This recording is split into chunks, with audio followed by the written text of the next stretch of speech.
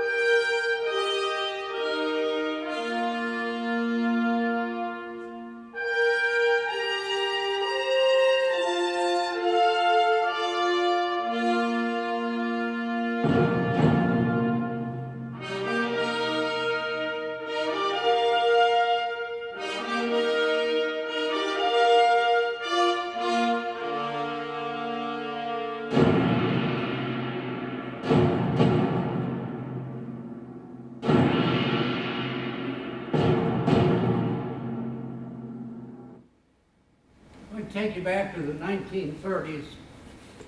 Three very savage men showed up on the world scene. Hideki Tojo in Japan, Benito Mussolini, Italy, and the most notorious criminal of the 20th century, Adolf Hitler. Arbeit für richtig Geld. Ob du glaubst, dass ich fleißig gewesen bin, dass ich gearbeitet habe, dass ich mich in diesen Jahren für dich eingesetzt habe, dass ich Hitler had taken over in Germany in 1933, and in spite of the Versailles Treaty that ended World War I, he started rearming the country 24 hours a day, 7 days a week, building hundreds of airplanes, tanks. His armies were over millions of people. This guy is Ernst Udet. He was Germany's #2 ace in World War I. He had 62 kills. Well, when the war was over, he was out of a job. So he came to the United States, started doing air shows. And his trick, he had this old biplane. He'd come in and he'd turn it upside down, come down, pick up a napkin with a wingtip. Well, I had gotten out of the regular army in 1930 because I couldn't support my wife and 2 sons and 2 mothers on $200 a month. So I called a company called Shell Oil, and they hired me for $600 a month. So I was doing air shows. I ran into this guy up at the Cleveland Air Races. Well, he was the kind of guy who was always pushing the airplanes. He was doing goofy things, as we talked about. And he invited me to visit him in Germany. And I found out when I got there, he was the procurement officer for the Luftwaffe. To say he was a hellraiser would be an understatement. And he picks me up at the airport, go to his apartment, started drinking wine, lots of wine, meet his mistress, And he said, we're going to have target practice. I said, where? He said, right here. Up on his mantle, he had this box with sand in it. It was curved. And these were air pistols. That was fine, except after more wine, he came out with what's called a 455. And the first shot missed, put a hole through the wall big enough to see the neighbors. Now this guy was something else. So what he did, he gave me one of his aides and a car, and they took me to the German airplane factories. When I saw this, I knew we were in big trouble in America. We were still flying these old biplanes, wooden spars, fabric on the wings. They got all these metal airplanes, bigger, faster, stronger, carry more bombs. So when I came home, I looked up an old friend. This is General Half Arnold. He was running the whole Air Force. As a side note, he was the first guy to ground me, but that's another story. I said, Hank, do you have any idea what Hitler's doing? He said, yeah, we know he's rearming. I said, if you want me back on active duty, you just give me a call and I'm going to be there. Well, sure enough, September 1st, 1939, Hitler marched into Poland and started the Second World War. Franklin Roosevelt was president. He said, we're going to be the arsenal of a democracy. In other words, we're going to build the war machines to help the British beat the Germans. And FDR knew that eventually America is going to get sucked into that war as well. And sure enough, June 1st, 1940, got a call from the general's office and wanted me back on active duty. My first job was down in Indianapolis with the Allison division of General Motors. They were building airplane engines that lasted about 4 hours. So they had a real problem with quality control and sand and piling and so on. And then they sent me up to this place. That's well around Detroit. Do any of you recognize the guy on the right? One of the most famous men in the automobile. Ford. Henry Ford. That's Henry Ford. On the other side is his son Edsel. They were mass producing cars, and Edsel, who did most of the work, said, we can mass produce airplanes. So they got a contract to build B-24s. Each one of those airplanes has 1 million parts. Between this plant and another one in the Midwest, they were putting out a B-24 every hour. We were building them faster than the Germans could shoot them down. But that was going fine until December 7th, 1941. Beautiful Sunday morning about 7:55. The waves came 360 Japanese airplanes. After some of the damage 18 of our ships, so it's 10 more battleships. Destroyed 92 of our airports, airplanes. Damaged another 39. Destroyed 96 airplanes in Wyoming Port. Damaged much more there. We shot up 3 Army Air Corps bases, shot up the harbor, injured 1,589 people, and they killed 2,400 Americans. We were in the war.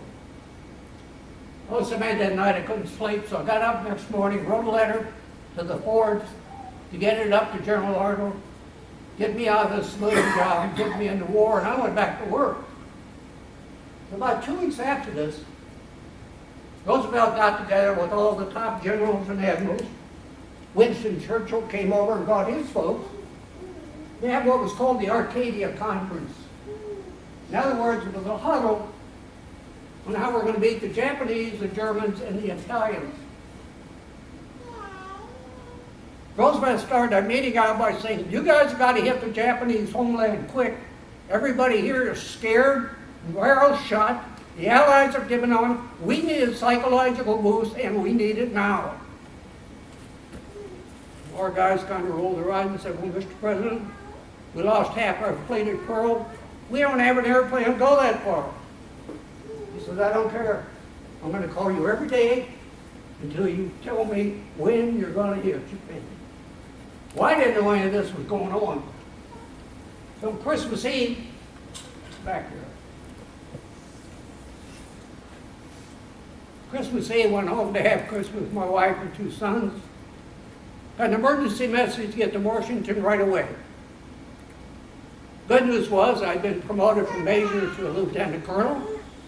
Bad news was they stuck me behind a desk in the munitions building, which is exactly what I didn't want. Well, something you need to know. The Doolittle raid was not my idea. It was this guy. That's Captain Francis Lowe of the United States Navy. Captain Lowe was a submariner. So on January 10th, 42, his boss, Admiral King, sent him down to Norfolk to look at a new carrier called the Hornet. But while he was watching that, he noticed that they had painted the outline of an aircraft carrier deck on the runway to train the pilots. While he was watching that, medium bombers would come by making practice bombing runs. Well, Lowe wasn't a pilot, but he knew those bombers could go further than fighters. He's the guy that came up with the idea of putting medium armory bombers on an aircraft carrier. So that night he went back to Washington, talked to Admiral King, he told him his idea, and King said, you go find a guy by the name of Don Duncan, but don't you tell another soul what you're doing. Well, sure enough, Lowe got together with Duncan, had 2 questions. One, can you land a bomber on an aircraft carrier? And 2, can you take off? Well, Duncan said, there's no way you can land, it's not long enough. Elevators aren't big enough. But he said, let me work on the takeoff thing. Well, Duncan spent the next 5 days in secret, in seclusion, psyching out airplanes, ships, and all kinds of stuff. At the end of that time, he came up with a 30-page handwritten report, which he showed to no one. Now, I didn't know this was going on. I'm still stuck behind the desk. About that time, General Arnold called me and he asked me some rather strange questions. He said, Jimmy, do we have an airplane take off from 500 feet, go 2,000 miles, carry 2,000 pounds of bombs, and carry a full crew? Well, I gave him 4 choices, B-18, 23, 25, 27. He said, why don't you go back to your office and work on this and see what you come up with? But he didn't tell me what the Navy had already done. About a day later, he called me back and he said, you better get down here. I forgot to tell you something. So I got down there, I said, what is it? You've only got 75-foot clearance. We wiped out 3 of those airplanes. The only one that's going to fit is a B-25. It's got a 67-foot wing. I said, whatever you guys are up to, that's your airplane. He says, here's what we're going to do. We're going to take that new aircraft carrier Hornet. We're going to put 16 of those B-25s on there. We're going to sail within 450 miles of Japan. We're going to bomb Tokyo and 4 of the cities, hop over to China to get more gas, and deliver all the airplanes to a new air force in Chongqing.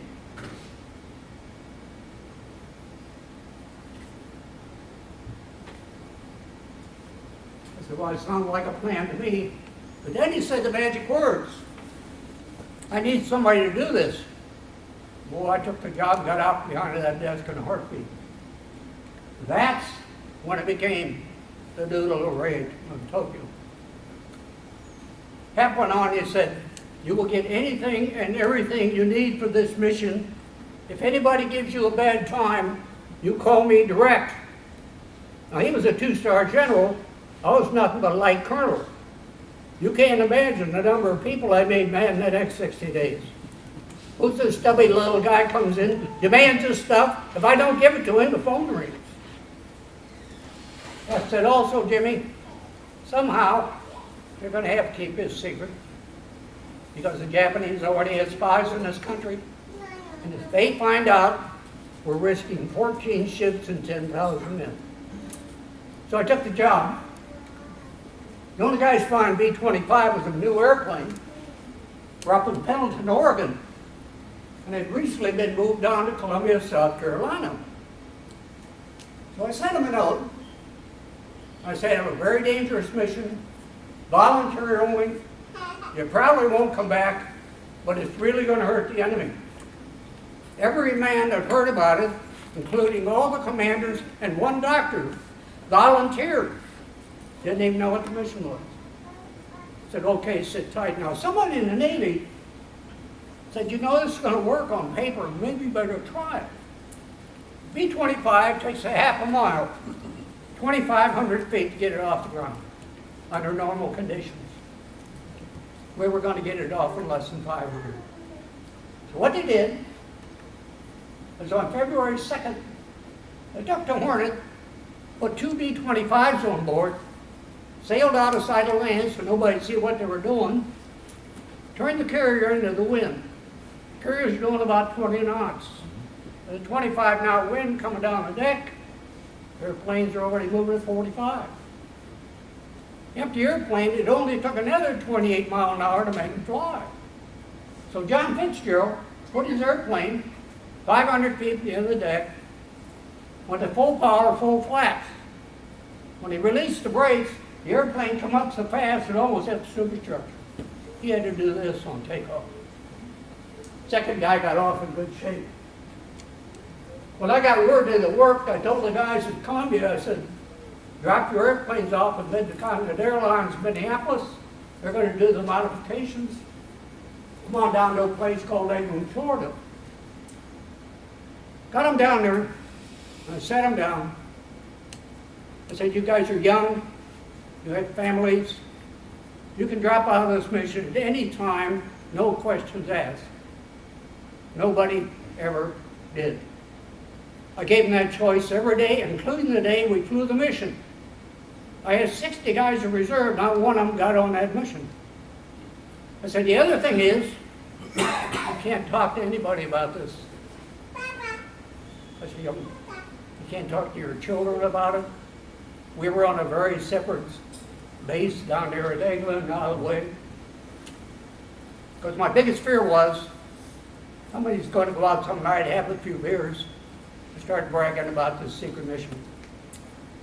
So we didn't tell them where they were going. Up in Minneapolis, went to work on the airplane. Our airplanes did not have tail guns. And that kind of concerned the guys. So Ross Greening, the engineering officer, was a pretty bright guy. He said, why don't we put some broomsticks back there and paint them black? And it worked. When we went across Tokyo, nobody flew up our tail. Underneath the tail of the airplane was another gun turret, but it didn't work. So we took that out and put a 60-gallon tank in there, which we filled with 5-gallon cans. Came up into the bomb bay, put a collapsible tank above the bomb bay, a hard tank in the bomb bay, and left room for just 4 bombs. We took the radios out, and we took this out, the north bomb sight. Now when the bombardiers heard about this, they had a bit of a fit, like, what are we going to do to aim with? I said, well, first off, that's a highly classified secret device. We can't afford to have the Japanese get that thing if one of you guys goes down in Japan.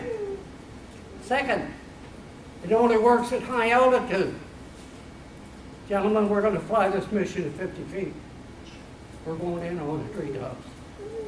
I said, that's all well and good, but we still need something to aim with. We can't just throw these things out the window. So Ross Greening went to work again and came up with this. A 20-cent bomb sight. He made that in the shops at England. That's what we used when we bombed Tokyo, and it worked perfectly.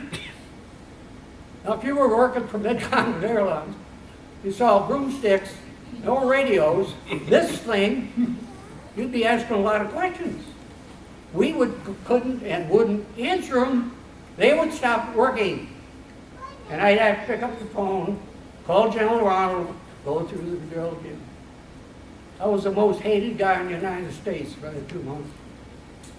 Anyway, I back down to Eglin. 3 pilots in the group. Okay, I can tell all the lies I want. A twin-engine airplane, in the event you would lose power on either engine, you had to be going a certain minimum speed. Minimum speed on this airplane is 140 miles an hour. We would be coming off the deck at 80 and 90. If we lost power on either engine before we got to 140, the airplane would roll into the water and the carrier would run over us. This is what we were facing. Second, because of the extra fuel on the airplane, those things were 1 ton overweight. I was watching this and I thought, you know, I can't ask these guys to do this if I can't do it. So I took the training and I qualified. That's when it hit me. Not only did I want to go on this mission, I wanted to lead it. But that was not a part of the deal with the general. So I got in my airplane, flew up to Washington, sat down at his desk and I said, airplanes are being prepared, crews are being trained. I'm the most qualified guy to lead this mission. He says, you're not going anywhere. I said, why not? He said, first of all, you got a PhD from MIT. You're the most famous pilot in the country at this time. Anything happens to you, they're going to shoot me, you're not going. Well, I'd known him since the First World War. I knew if I picked at him long enough, he'd cave in. And he did. I said, all right, you can go on one condition. What's that? It's okay with my chief of staff, Miff Harmon. It's okay with me. I smelled a rat. I excused myself, ran down the hall, stuck my head in Miff's office and said, Miff Hap says I can lead this mission if it's okay with you. Well, she didn't know anything. Sure, go ahead. As I'm leaving Miff's office, the intercom came on. It was Hap calling Miff to stop me. I kept right on running, got in my airplane, went back to England. Scared to death they were going to take me off the mission. I was back down there, March 23rd, I got a secret message. And that's all it said. That was a signal to start moving the airplanes from Florida and start heading to California. We had fine-tuned those engines and carburetors for maximum range, which put them out of spec as far as the Army was concerned. So on the way to Alameda, here we are at 50 feet. We stopped with McClellan at Sacramento. And I told him, I said, give me new propellers, but don't fix or change anything unless you talk to me first. Well, 10% of the people don't get the word. And sure enough, one well-meaning mechanic changed the carburetors on airplane number 8, quite frankly, screwed it up. The only reason I caught him is he couldn't get it started. I was pressed for time, so I took the airplane anyway, and it came back to haunt us later. We got down to Alameda. None of us had ever been on an aircraft carrier. None of us had ever taken off from a carrier. And I met this guy, Admiral Bull Halsey. He was going to take the aircraft carrier Enterprise out of Hawaii. We would take Hornet out of Alameda, meet up in the ocean, go do the mission. At this point in the game, the pilots still did not know where they were going. I hadn't told them for fear somebody would shoot their mouth off. The night before we left, I turned the crews loose, go downtown. I'm in the elevator, and some of you may remember in the old days you had to have somebody in there to operate the elevator. I got in there and I'm in uniform. The guy looks at me and he says, I understand you're leaving in the morning. And I'm thinking, how in the world did he know that? So the only smart thing I did, I didn't say a word. I'm still thinking about that. So anyway, April 2nd, we sailed out of there. Well, that carrier was sitting there in the San Francisco Bay with all those airplanes on there. And we're scared to death somebody's going to figure out what's going on. So what we did something called fake news. We put the word to the media that the airplanes were being shipped to Hawaii. Well, they never got there. So we sailed You notice the stripes on the deck there. The Navy put those on there during the test. Left wheel on one stripe, nose wheel on the other one. The right wing will miss the ship by 6 feet in ideal conditions, which you will find for anything but. So we sailed, we're out there about 2 days. It was a 13-day trip to join up with Halsey. And Mark Mishner was commander on the Hornet, and he said, Jimmy, you need to tell these guys where they're going. So he made an announcement that this force was bound for Tokyo. You thought we'd won the Super Bowl. These guys are, the anger level that, was right through the, guys are going crazy out there hollering and screaming. So we put in work doing briefings, getting shots they've been dodging and so on and so forth. Everything was going fine until everything went bad. We ran into one hellacious storm. High winds, low ceilings, 30-foot waves, we're getting beat to death. A couple of the Navy guys washed overboard, but fortunately got them back. My plan was to launch on the 19th, and I wanted to go over Tokyo about dusk. I was going to go in first. All 4 of my bombs are fire bombs. Back then, Japan was a lot of paper and wood. I would set a big fire, and then after dark, send the rest of the guys under relative safety. Well, unfortunately, about 3 o'clock on the morning on the 18th, the Enterprise picked up an enemy ship on radar. So we changed course. When it got light, Halsey sent patrol planes out flying around under this weather. One of them spotted a Japanese ship, believes the Japanese ship saw him.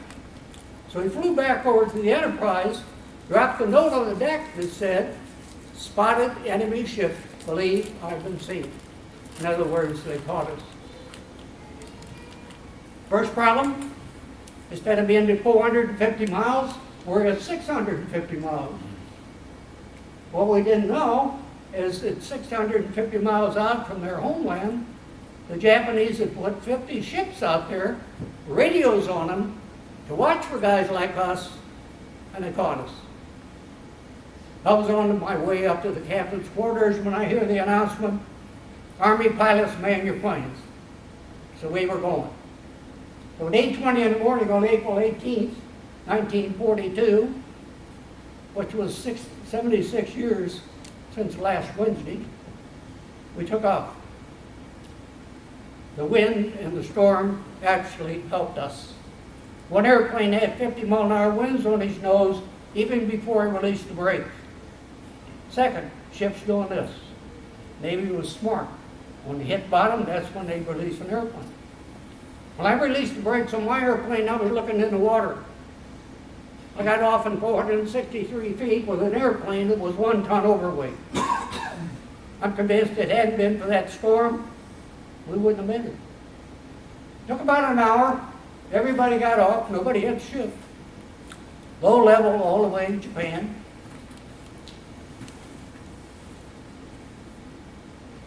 We got there.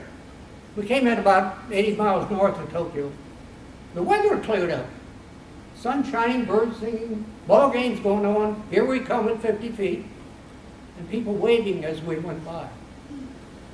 The Japanese used a red ball on their airplanes. Back then, we had a white star with a red ball.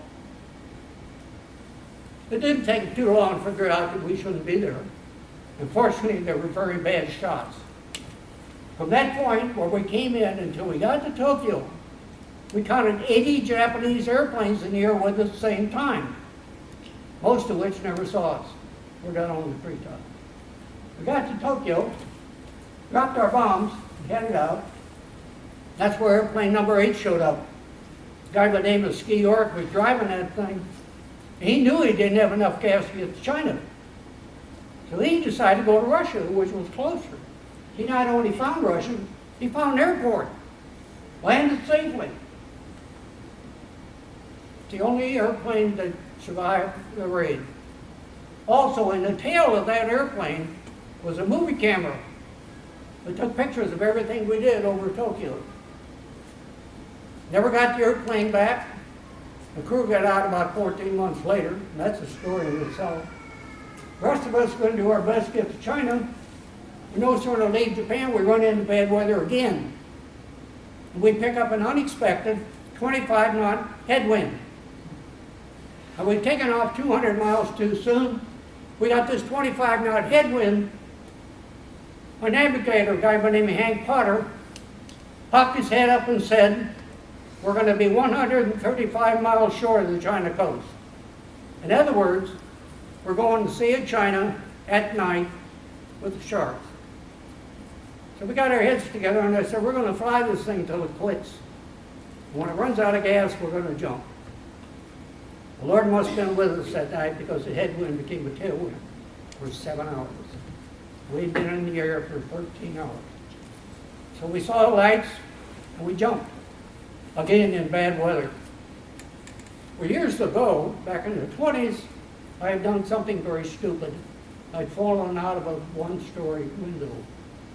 I'm not going to tell you what happened with that. Anyway, it was something called a pisco sour.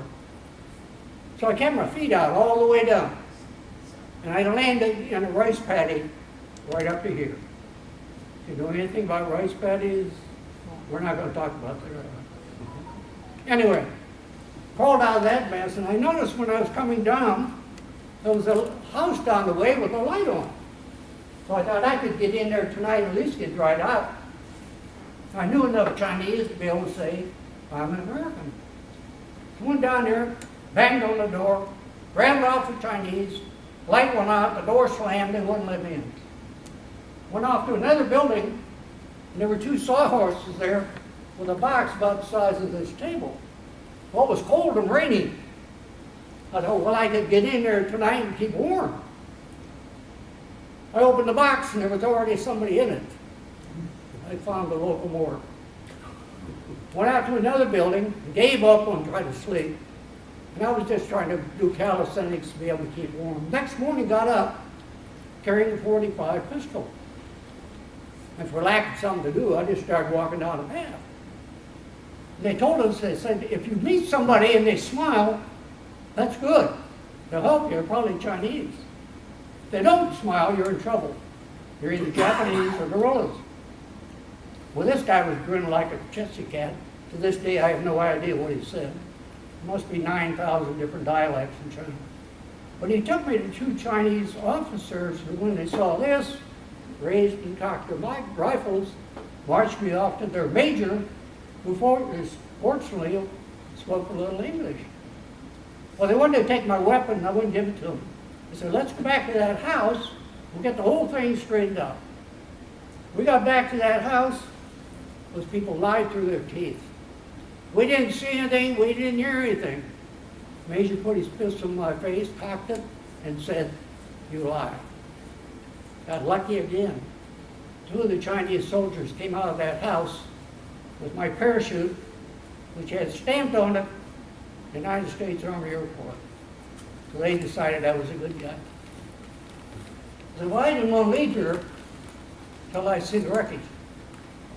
The guys got down in pretty good shape. I think we had a sprained ankle or 2, but that's about it. So sure enough, the Chinese had already found the airplane. That was a brand new airplane, by the way. Threw it over about 2 acres.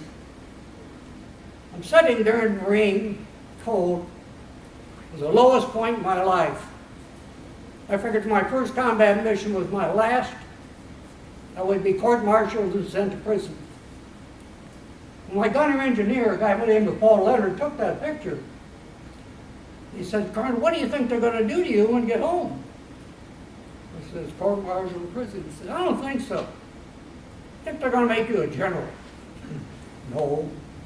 Not only that, they're going to give you the Medal of Honor. No. But the third thing he said got to me. He said, Colonel, they're going to give you another airplane. And when they do, I want to fly with you. And he did. So our next job was to get from where we were to Chongqing. 2 weeks through the jungle, dodge the Japanese, try to find something to eat, try not to get infected, and carry 4 seriously wounded people. This is only one of the things. We even, at one point, were in a truck that ran on charcoal, believe it or not. We got to Chongqing, and this is what I found out. When I left that ship, I was a lieutenant colonel. By the time I got to Chongqing, I had been promoted over colonel to 1-star general. I felt good for about 2 minutes, and I said, wait a minute. I got 75 guys out there. We were talking to Shanghai Shek and his wife. Unfortunately, she spoke English. I said, get your folks out there. Do what you can to help them. I gave them all the money I had, it was about $2,000. My orders were to get back to Washington right away. That took 2 weeks through China, India, Middle East, South America. May 18th, a month through the day, I'm back in Washington. The news is out, of course, everybody's all excited. But everything with me was still hush-hush. Staff car picked me up behind the airport, took me around the back door of the Pentagon, up the back stairs, into the general's office. After all I'd been through, what do you suppose he said? He said, since you're a general now, you need a new uniform. I said, oh, what had happened? My original uniform had been destroyed in this mess. And I found a Chinese tailor, but all he knew how to make was the British summer uniform, with the shorts and the socks to get to where it's going. The only good news about that was my wife never saw it. I never heard the end of it. So anyway, George Marshall came in. He was chief of staff to the Army. He said, you go to your room and stay there. Do not use the phone. The first thing I wanted to do is call my wife and say, hey, I'm back. I'm okay.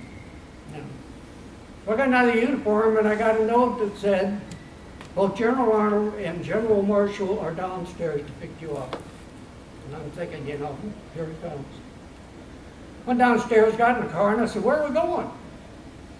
Cap said, they're going to the White House. The President's gave me the Medal of Honor. I said, no. I don't deserve the Medal of Honor. If you're going to give it to me, you got to give it to all the Raiders. I went into the longest, stupidest speech of my life.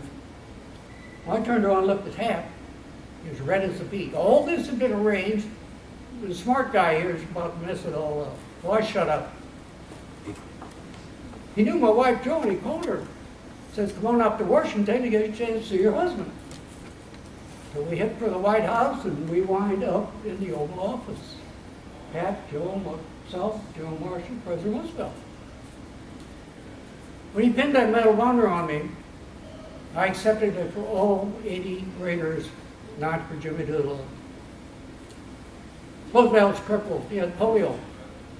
I think if he was able to stand, he'd been dancing up and down on his desk.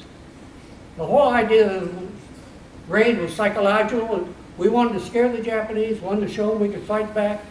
We wanted to put doubt in the mind of the idiot leaders that got them into this mess, and we wanted them to make a big mistake. And boy, did they. They decided that we had come from a place called Midway Island. So they put together a fleet of about 100 ships, including 6 aircraft carriers. Off they go to capture Midway and prevent any more attacks on the homeland. There was one small flaw in our plan. Early in the war, we had broken their secret code. It was called the Purple Code. We were reading their messages. We knew they were coming. So Admiral Spruance had set up there northeast of the islands and waited. Japanese showed up on June 4th. First day, we destroyed 3 of those carriers. Second day, we got to port. Japanese lost 325 airplanes, 2,500 men. We sunk one other ship, damaged 7 others, sent them home with their tail between their legs, and stopped their advance in the Pacific. Because up to that point, they were just taking island after island. We had casualties too. Fitzmaurice and Dieter's airplane went in the water and they drowned. A guy named Leland factory chute didn't open, we lost him. 4 guys were severely injured. 8 were captured. Within 6 months, the Japanese shot 3 of them. Bob Maynard died of very starvation. The last 4 put in 10 by 10 foot concrete cells with nothing but a hole in the floor and kept in there for 14 months. Didn't even know they were alive till after the war. The 4 severely injured. One man had to have his leg amputated. And on one of the other airplanes was a guy by the name of Tom White, MD, with nothing but a medical bag and a few supplies. He was able to amputate the man's leg within earshot of the Japanese. He also transfused him twice with his own blood. He saved this guy and the other 3 guys as well. The man lost his legs, a guy by the name of Ted Lawson. Ted Lawson was flying airplane number 7. He was trying to get to the beach. He had the landing gear down. When he hit short, the landing gear hit the water. The airplane flipped over and Ted went right through the front of the airplane. Dave Thatcher was on that airplane, was the engineer.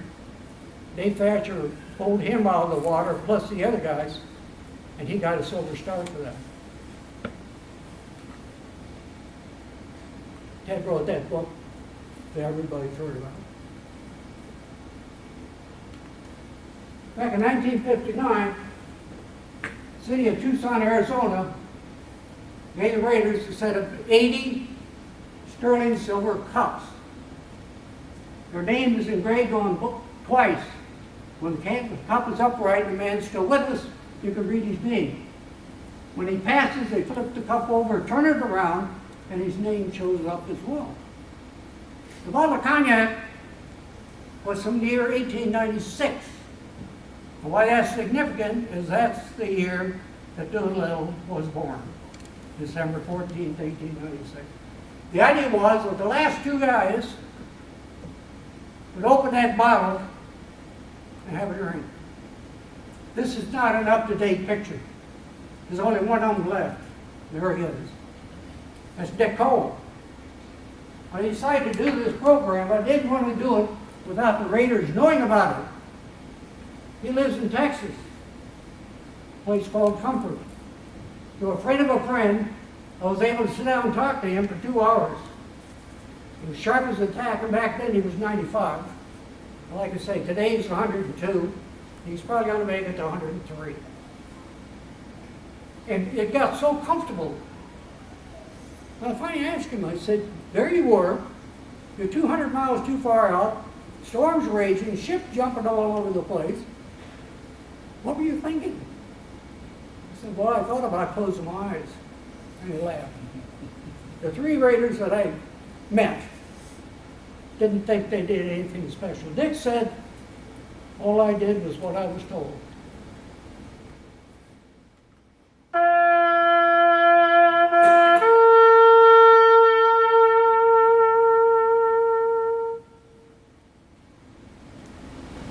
Thank you for listening.